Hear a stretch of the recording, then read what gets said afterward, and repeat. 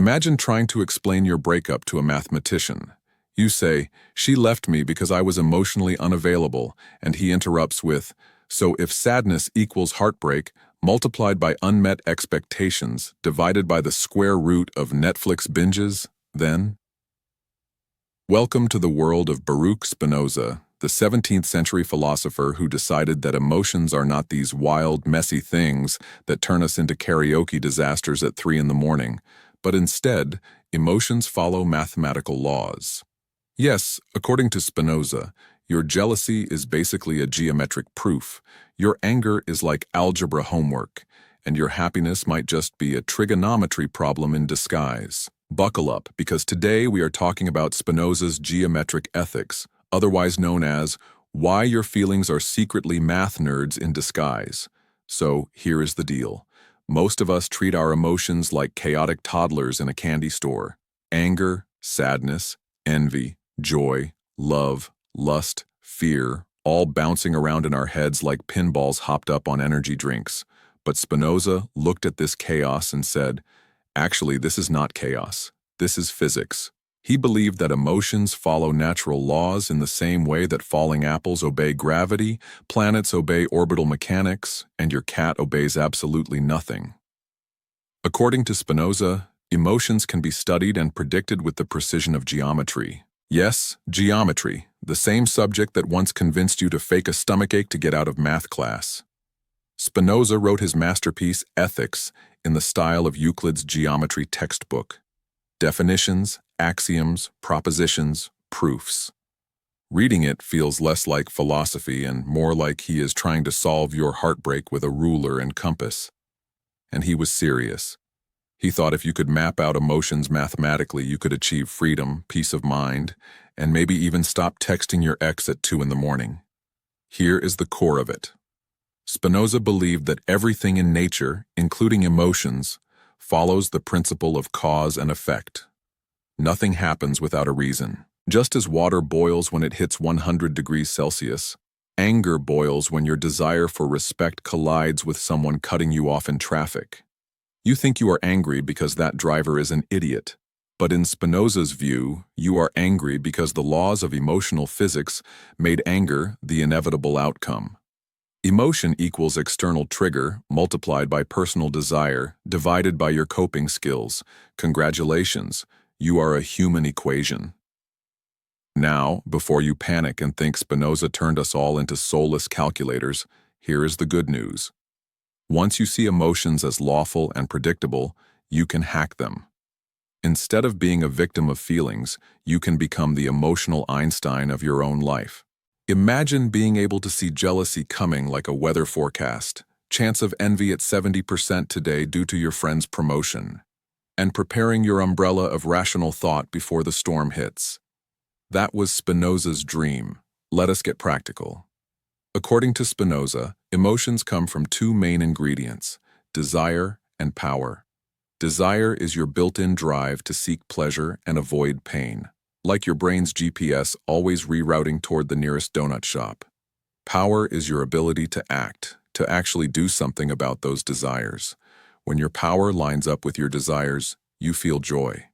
When your power clashes with your desires, you feel sadness. Boom. Mathematical formula. Joy equals desire fulfilled multiplied by power. Sadness equals desire blocked divided by weakness. Here is an example. You desire a promotion. If you have the skills and confidence to earn it, joy.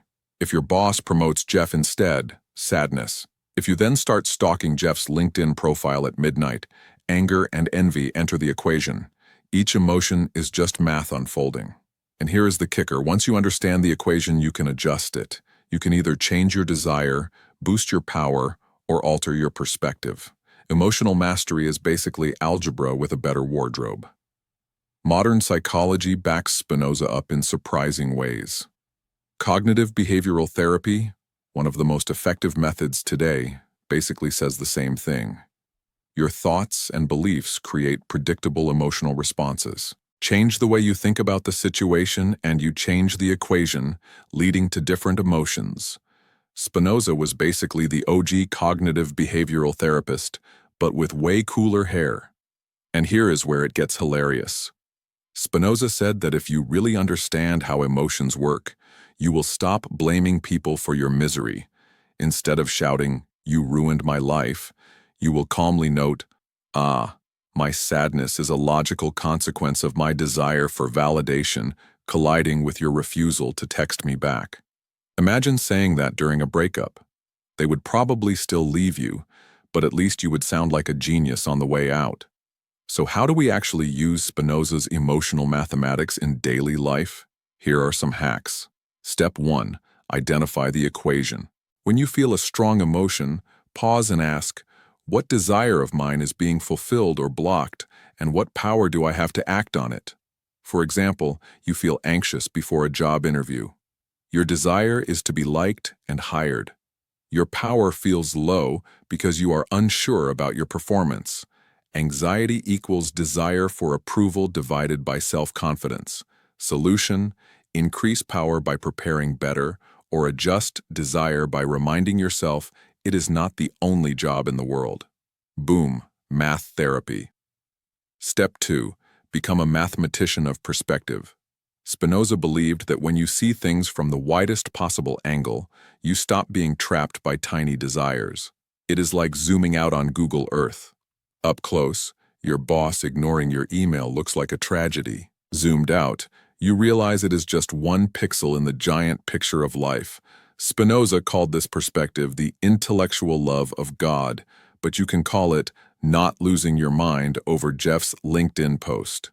Step 3. Reprogram desires. Most of our misery comes from attaching our happiness to things we cannot control. Spinoza said, "Freedom comes when you desire things that align with reality, not fantasy. Instead of desiring that everyone loves you, desire to understand yourself better. Instead of desiring to control others, desire to increase your own power to act wisely. When your desires match reality, the equation always equals peace." Let us test this with a relatable scenario. Say your partner forgets your anniversary. Old equation: desire for romantic validation multiplied by partner's memory divided by your ability to forgive equals anger, sadness, Netflix binge. New equation: desire for deeper understanding multiplied by ability to communicate divided by chocolate equals reconciliation, maybe even laughter.